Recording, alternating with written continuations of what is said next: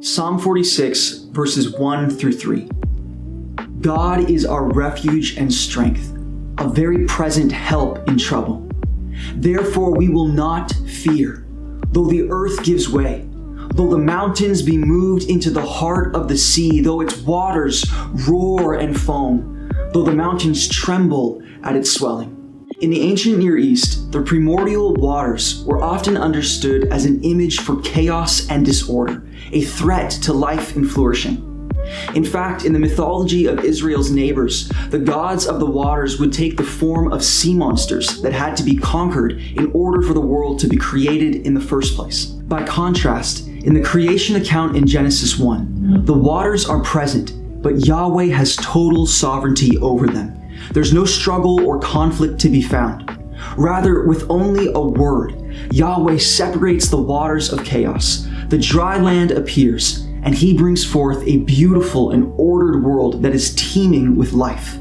Throughout the rest of the biblical story, the imagery of the waters is often used to describe circumstances where chaos, violence, and disaster seem to threaten order and life.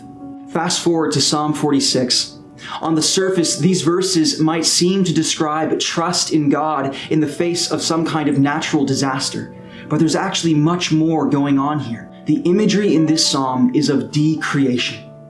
The psalmist paints a picture of the chaotic, primordial waters collapsing back in on creation and destroying everything.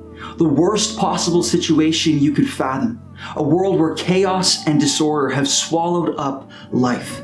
And yet even in these unfathomable circumstances, the psalmist maintains that God is our refuge and strength. He is our very present help in trouble, and therefore we will not fear. In the midst of these uncertain and overwhelming times, can I encourage you to make this your confession as well? In this moment in time, our hope as Christians is not in whether or not we will get sick, nor in how stocked our cupboards are, or whether we have the privilege of working from home.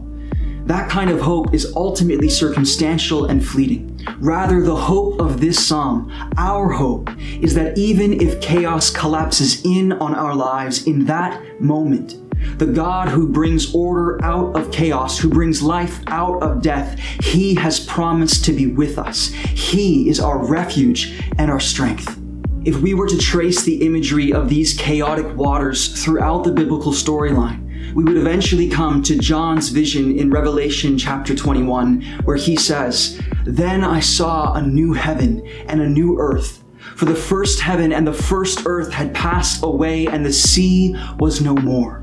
Listen, this is not telling us that we won't enjoy the beach in heaven. Rather, what John is saying is this: remember those chaotic waters, those waters in Psalm 46, which always seem to threaten order and life.